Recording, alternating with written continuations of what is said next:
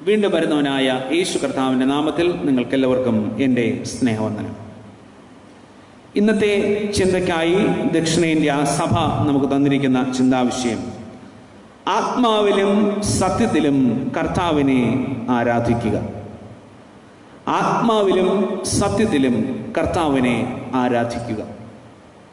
ആരാധന, ഒരുപാട് ആരാധന നമ്മൾ കേട്ടിട്ടുണ്ട്. നമ്മൾ പങ്കെടുത്തുകൊണ്ടിരിക്കുന്നതും ഒരു ആരാധനയിൽ ആണല്ലോ. എങ്ങനെ നമുക്ക് ആത്മാവിലും സത്യത്തിലും ദൈവത്തെ ആരാധിക്കുവാൻ കഴിയും? അപ്പോൾ നമ്മുടെ മനസ്സിലുണ്ടാകുന്ന ഒരു പ്രധാനപ്പെട്ട ഒരു ചോദ്യമുണ്ട്: എന്താണ് ആരാധന?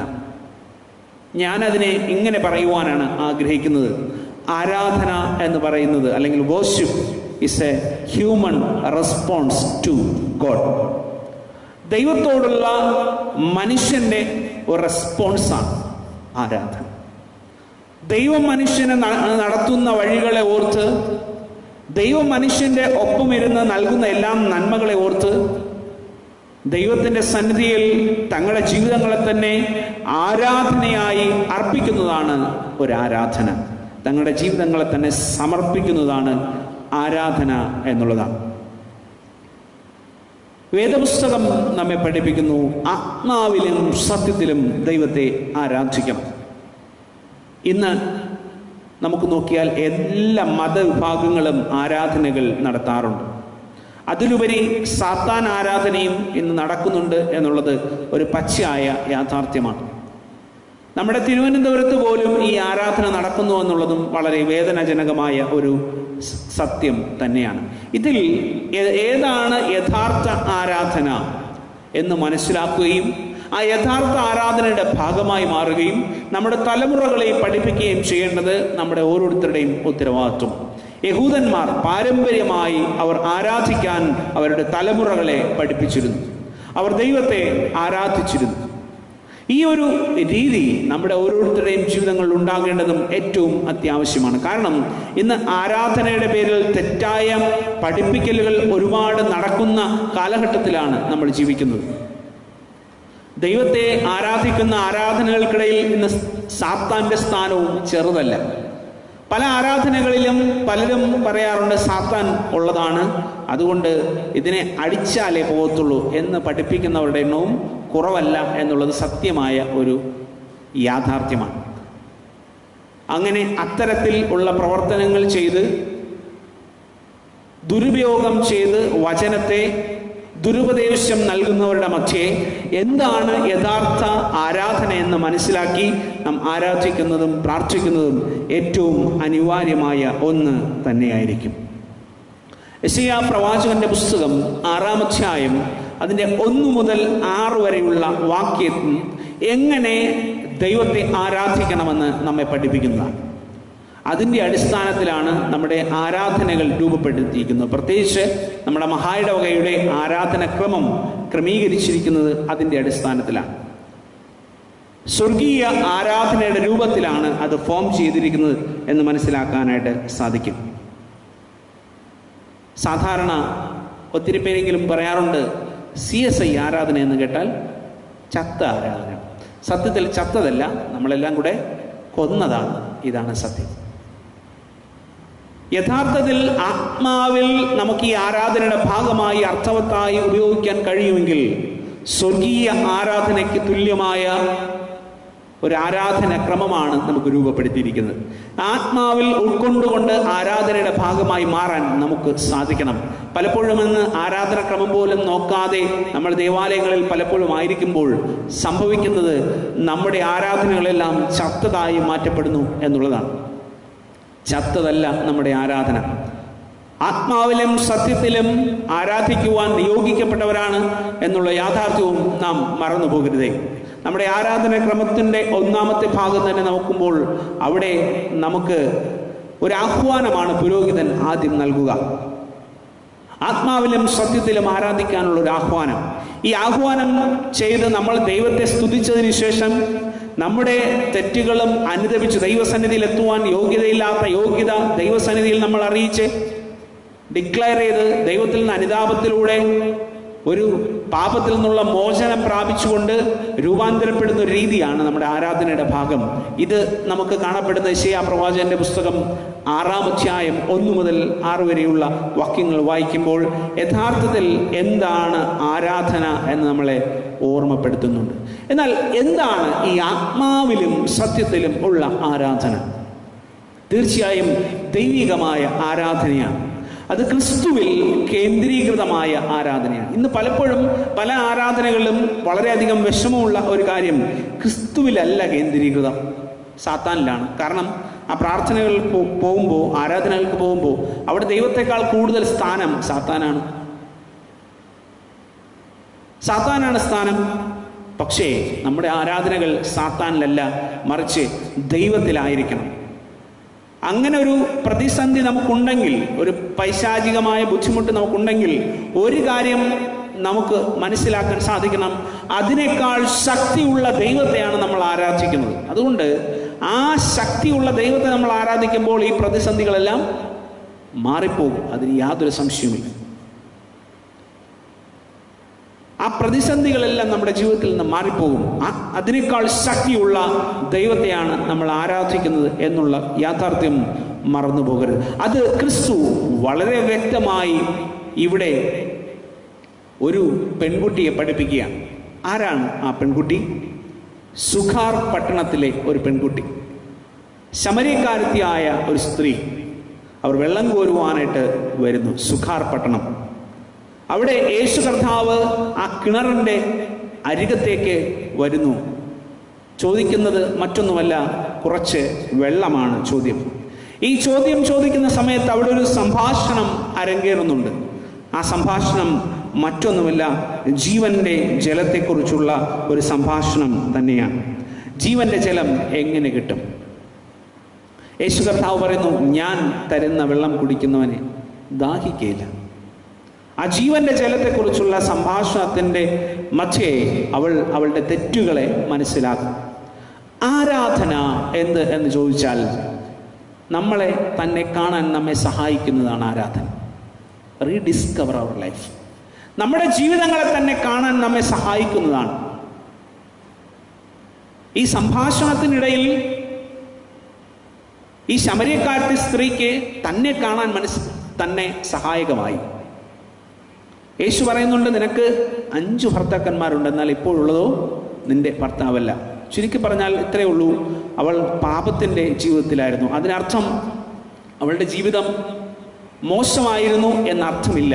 കാരണം ശമരിയ എന്ന പ്രദേശത്തെക്കുറിച്ച് നമ്മൾ പഠിക്കുമ്പോൾ അത് വ്യത്യസ്തമായ ഒരു അനുഭവമാണ് നമുക്ക് പ്രദാനം ചെയ്യുന്നത്. ഞാൻ അതിലേക്ക് വരാം. അതിനു മുമ്പ് നമ്മുടെ ജീവിതങ്ങളെ റീഡിസ്കവർ ചെയ്യാൻ സഹായിക്കുന്നതാകണം നമ്മുടെ ആരാധന. ആത്മാവിലും സത്യത്തിലും ആരാധിക്കുമ്പോൾ നമ്മുടെ കുറവുകളെ കണ്ടെത്താനും അത് ദൈവത്തിൻ്റെ സന്നിധിയിൽ അനുതാപത്തോടെ പറഞ്ഞ് പാപമോചനം പ്രാപിക്കുകയും ചെയ്യുന്നതാണ് ആരാധന. കുറച്ച് ആഡംബരം കാണിച്ച് കീബോർഡിൻ്റെ ഋതമനുസരിച്ച് ആത്മീയത കൂടുന്നതല്ല, കറണ്ട് പോയാൽ ഉടൻ തീരുന്നതല്ല ആത്മീയത. പലപ്പോഴും ഇന്ന് നമ്മളെ പലരും അത് പഠിപ്പിക്കുന്നുണ്ട്. കീബോർഡിൻ്റെ ഋതം എത്രത്തോളം കൂടുമോ അതനുസരിച്ച് ആത്മാവ് വരുന്നു എന്നാണ് പഠിപ്പിക്കുന്നത്. അതല്ല, പരിശുദ്ധാത്മാവ് നിങ്ങളിൽ വരുമ്പോഴോ പാപത്തെക്കുറിച്ചും ന്യായവിധിയെക്കുറിച്ചും നീതിയെക്കുറിച്ചുള്ള ബോധം നിങ്ങൾക്ക് വരുത്തും. ഈ ബോധം വരുത്തുന്നതാണ് പരിശുദ്ധാത്മാവ്. നമ്മളെ തന്നെ കണ്ടെത്താൻ നമ്മെ സഹായിക്കുന്നതാണ് പരിശുദ്ധാത്മാവ്. നമ്മുടെ കീബോർഡിൻ്റെ ഋതമനുസരിച്ച് കൂടുന്ന ആത്മാവല്ല എന്നുള്ളതും ഒരു പച്ചയായ യാഥാർത്ഥ്യം തന്നെയാണ്. യേശുവിനെ സംബന്ധിച്ചിടത്തോളം യേശു അവളെ സഹായിക്കുകയാണ്. താൻ ആരാണെന്ന് കണ്ടെത്താനായിട്ട് അവളെ സഹായിക്കുന്നു. പ്രാഞ്ചിയേട്ടൻ എന്നൊരു സിനിമ വർഷങ്ങൾക്ക് മുമ്പ് പുറത്തിറങ്ങി. അത് കണ്ടിട്ടുള്ളവർക്ക് അതിൻ്റെ കഥ മുഴുവനും അറിയാം. അതിലെ നായകനെ മമ്മൂട്ടിയാണ് നായകവേഷം അഭിനയിച്ചിട്ടുള്ളത്. അതിലൊരു വിശുദ്ധനുണ്ട്, പുണ്യാളൻ എന്നാണ് അദ്ദേഹത്തെ അതിൽ പറയുക. അദ്ദേഹം ഈ പ്രാഞ്ചിയേട്ടൻ എന്ന കഥാപാത്രത്തിൻ്റെ ജീവിതത്തെ കാണാൻ സഹായിക്കുകയാണ്. ഒരിക്കൽ യഥാർത്ഥത്തിൽ പച്ചയായ ജീവിതം എന്തെന്ന് കാണാൻ സഹായിക്കുകയാണ്. അയാൾ കരുതിയ അതുപോലുള്ള ഒരു ജീവിതമായിരുന്നില്ല, മറിച്ച് ഈ പുണ്യാളൻ അദ്ദേഹത്തെ കാണിച്ചു കൊടുത്ത ജീവിതം.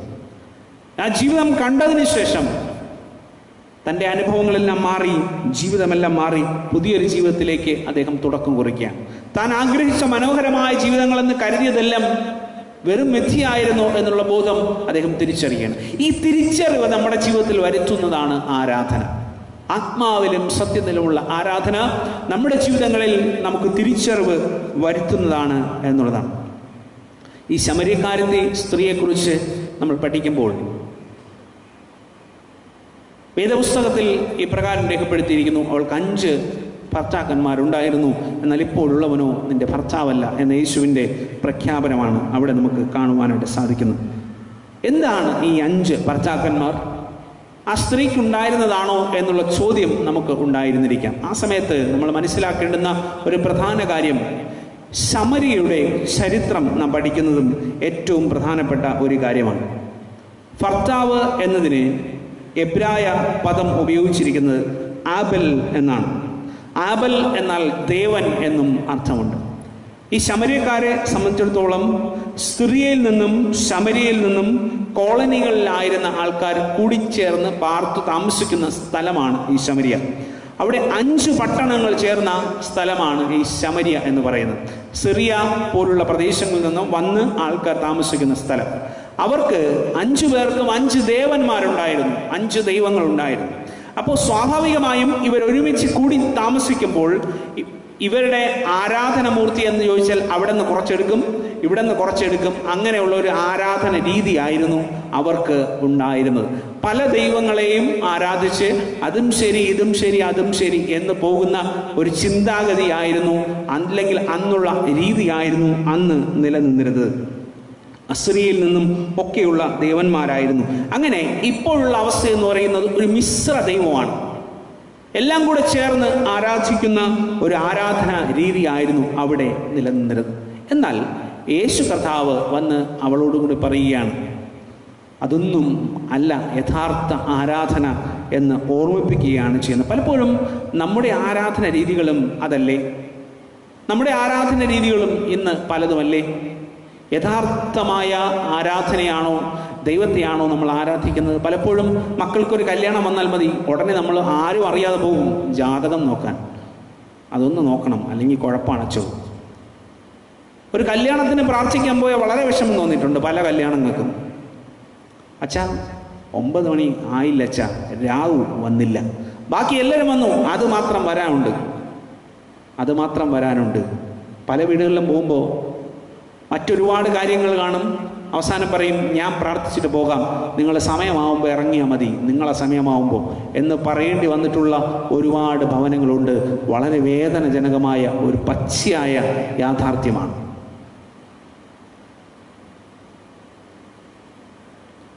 നാം വേർതിരിക്കപ്പെട്ടവരാണ് എന്നുള്ള യാഥാർത്ഥ്യം മറന്നു പോകരുതേ. എവിടുന്ന് എന്ത് പ്രസാദം കിട്ടിയാലും കഴിക്കാൻ നിയോഗിക്കപ്പെട്ടിട്ടുള്ളവരല്ല നമ്മൾ എന്നുള്ള കാര്യം നമ്മൾ മറക്കരുത്. അതിനർത്ഥം മറ്റുള്ളവരെ മാറ്റി നിർത്തണം, ഇതര വിശ്വാസികളെ മാറ്റി നിർത്തണം എന്നർത്ഥമില്ല. നമ്മുടെ കുടുംബത്തിലുള്ള നമ്മുടെ സഹോദരങ്ങൾ തന്നെയാണ് ഇതര മതത്തിലുള്ള വിശ്വാസികളും. പക്ഷേ യഥാർത്ഥ ദൈവത്തിൻ്റെ കാര്യത്തിൽ ഒരു കോംപ്രമൈസും ഇല്ല. വിശ്വാസത്തിൻ്റെ കാര്യത്തിൽ ഒരു കോംപ്രമൈസ് ജീവിതത്തിൽ ഉണ്ടാകാൻ പാടില്ല എന്നുള്ളതാണ്. ഈ സ്ത്രീയെ സംബന്ധിച്ചിടത്തോളം അവൾ യേശുവുമായുള്ള സംഭാഷണത്തിൽ യേശു പറയുകയാണ്, നിനക്ക് 5 ഭർത്താക്കന്മാർ, 5 ദൈവന്മാരുണ്ടായിരുന്നു, ഇപ്പോഴുള്ളത് മിശ്ര ദൈവത്തെയാണ് നീ ആരാധിക്കുന്നത്. ആ സംഭാഷണത്തിനിടയിൽ അവളൊരു പച്ചയായ സത്യം മനസ്സിലാക്കി, നീ ഒരു പ്രവാചകനാണ് എന്നുള്ളതാണ്. യേശു പ്രവാചകനാണ് എന്ന് അവൾ മനസ്സിലാക്കി. ആ പ്രവാചകന്റെ പാദപീഠത്തെങ്കിൽ ജീവജലത്തിന് വേണ്ടി അവൾ ചോദിക്കുകയാണ്. ആരാധനയ്ക്കായിട്ടുള്ള ഒരു സമർപ്പണം അവിടെ നമുക്ക് കാണുവാനായിട്ട് സാധിക്കും. ഈ യഹൂദന്മാരെയും ശമര്യക്കാരെ സംബന്ധിച്ചിടത്തോളം വിശ്വാസികളുടെ പിതാവ് യഹൂദന്മാരെ സംബന്ധിച്ചിടത്തോളം അബ്രഹാമാണ്. എന്നാൽ ശമര്യക്കാരെ സംബന്ധിച്ചിടത്തോളം അവരുടെ പിതാവ് എന്ന് പറയുന്നത് യാക്കോബ്. അങ്ങനെ 2 മലയിലും ആരാധിച്ചിരുന്ന 2 ട്രഡീഷൻസ് നിലനിന്നിരുന്ന ഒരു സാഹചര്യം ആ കാലഘട്ടത്തിൽ ഉണ്ടായിരുന്നു. സീനായ് മലയും ഖോരേബ് മലയും, ഇത് രണ്ടും ഒന്നാണ് എന്നും വചനം നമ്മെ ഓർമ്മിപ്പിക്കുന്നത്, അല്ലെങ്കിൽ അതിൻ്റെ ചരിത്രം നമ്മെ ഓർമ്മിപ്പിക്കുകയാണ്. ഈ മലയിലുമല്ല ആ മലയിലുമല്ല. അത് ക്രിസ്തു നമ്മെ പഠിപ്പിക്കുന്ന ഒരു വാക്യം നമുക്ക് യോഹന്നാന്റെ സുവിശേഷം നാം ഇന്ന് വായിച്ചു കേട്ട അധ്യായത്തിൻ്റെ 21 വാക്യം നമുക്ക് വായിക്കുമ്പോൾ നമുക്ക് കാണുവാനായിട്ട് സാധിക്കും. ഈ മലയിലുമല്ല ആ മലയിലുമല്ല ആരാധന, ആത്മാവിലും സത്യത്തിലുമാണ്. അതുവരെ അവൾ ആരാധിച്ചു വന്നിരുന്ന കുറേ രീതികൾ അവൾക്കുണ്ടായിരുന്നു. അതിൽ നിന്ന് മാറി ക്രിസ്തുവിൽ കേന്ദ്രീകൃതമായ ആരാധന അവളെ യേശു പഠിപ്പിക്കുകയാണ് ചെയ്യുന്നത്. ജീവന്റെ ജലം നൽകുകയാണ് ചെയ്യുന്നത്. അതുവരെയുള്ള ദൈവമോ മിശ്രദൈവമോ അല്ല, മറിച്ച് ആത്മാവിലും സത്യത്തിലും ദൈവത്തെ ആരാധിക്കണം എന്ന ക്രിസ്തുവിൽ കേന്ദ്രീകൃതമായ ആരാധനയുടെ ഓർമ്മപ്പെടുത്തലാണ് യേശു കർത്താവ് നൽകുന്നത്. ഈ ക്രിസ്തുവിൽ കേന്ദ്രീകൃതമായിരിക്കണം നമ്മുടെ ഓരോരുത്തരെയും ആരാധനകൾ. ആത്മാവിലും സത്യത്തിലുമുള്ള ആരാധന ക്രിസ്തുവിൽ കേന്ദ്രീകൃതമായിരിക്കണം. ആരാധനകൾക്ക് ക്രിസ്തു ഇല്ലെങ്കിൽ, ആരാധനകളുടെ പ്രാധാന്യം ക്രിസ്തു അല്ലെങ്കിൽ, ഓർക്കുക, ആ ആരാധന ആത്മാവിലും സത്യത്തിലുമുള്ളതല്ല. ആത്മാവിലും സത്യത്തിലും ആരാധന അർപ്പിക്കുവാൻ വിളിച്ച് നിയോഗിക്കപ്പെട്ടവരാണ് എന്നുള്ള യാഥാർത്ഥ്യം നാം മറന്നു പോകരുതേ. ക്രിസ്തുവിൽ കേന്ദ്രീകൃതമായ ആരാധനയാണോ നമ്മുടെ ജീവിതങ്ങളിൽ നാം നയിക്കുന്നത്? പലപ്പോഴും ക്രിസ്തു ഇല്ലാത്ത ആരാധനകൾ നയിക്കാനാണ് നമുക്ക് പലപ്പോഴും താല്പര്യം. ക്രിസ്തുവിനെ മാറ്റി നിർത്തി പോകാനാണ് ഇന്ന് സഭയുടെ താല്പര്യം. പലപ്പോഴും അത്തരത്തിൽ സഭകൾ ഇന്ന് മാറ്റപ്പെടുന്നു എന്നുള്ളതും ഒരു പച്ചയായ യാഥാർത്ഥ്യവും വേദനജനകമായ ഒരു സംഭവമാണ്. നമുക്ക് ക്രിസ്തുവിൽ ആത്മാവിലും സത്യത്തിലും ആരാധിക്കാൻ നമുക്ക് സാധിക്കട്ടെ. അത്തരത്തിൽ നമ്മുടെ ജീവിതങ്ങളെ നയിക്കുമ്പോൾ തീർച്ചയായും ക്രിസ്തുവിൻ്റെ ഒരു ശിഷ്യയായി ജീവിതം മുന്നോട്ട് നയിക്കാനായിട്ട് നമുക്ക് സാധിക്കും. ആത്മാവിലും സത്യത്തിലും നമ്മുടെ ജീവിതങ്ങളെ ഒരു യാഗമായി തന്നെ ദൈവത്തിൻ്റെ സന്നിധിയിൽ നമുക്ക് സമർപ്പിക്കാം. എപ്പോഴും പ്രാർത്ഥിച്ച് എപ്പോഴും ആരാധിച്ചിരിക്കണം എന്നുള്ളതല്ല ദൈവം പലപ്പോഴും നമ്മളിൽ നിന്ന് ആഗ്രഹിക്കുന്നത്. ദൈവം ആഗ്രഹിക്കുന്നത് നമ്മുടെ ജീവിതത്തെ തന്നെ ആരാധനയായി ദൈവത്തിന് അർപ്പിക്കുക എന്നുള്ളതാണ്. അമിതമായ ഭക്തി അതെന്തോ കപടഭക്തിയാണ് എന്ന് പറയാനാണ് ഞാൻ ആഗ്രഹിക്കുന്നത്. പലപ്പോഴും അമിതമായ ഭക്തി കാണിക്കുന്ന ഒത്തിരി പേരെ ഞാൻ കണ്ടിട്ടുണ്ട്. കുറേ കാലം കഴിയുമ്പോൾ അത് കപടഭക്തി എന്ന് മനസ്സിലാക്കാൻ കഴിഞ്ഞിട്ടുണ്ട്. നമ്മുടെ ഭക്തി കപടഭക്തിയാകരുത്. അതുകൊണ്ടാണ് യേശു കർത്താവ് നമ്മെ പഠിപ്പിക്കുന്നത് ആത്മാവിലും സത്യത്തിലും ദൈവത്തെ ആരാധിക്കണം. കപടഭക്തിയല്ല, നമ്മുടെ ഭക്തി ആത്മാർത്ഥമായ ഭക്തിയായി മാറും. അതുകൊണ്ട് നമ്മുടെ ജീവിതങ്ങൾ തന്നെയാണ് ദൈവത്തിനുള്ള ആരാധന. ദൈവം നമ്മോട് ആവശ്യപ്പെടുന്നത് നല്ലൊരു ജീവിതം ദൈവത്തിന് വേണ്ടി ആരാധനയെ അർപ്പിക്കുവാൻ, ആ നമ്മുടെ ജീവിതം സമർപ്പിച്ചുകൊണ്ട് ആത്മാവിലും സത്യത്തിലും ക്രിസ്തുവിൽ കേന്ദ്രീകൃതമായ ഒരു ആരാധനയായി നമ്മുടെ ജീവിതങ്ങളെ നയിക്കാൻ സർവശക്തനായ ദൈവം നമ്മെ ഓരോരുത്തരെയും സമൃദ്ധിയായി അനുഗ്രഹിക്കുമാറാകട്ടെ. ആമേൻ.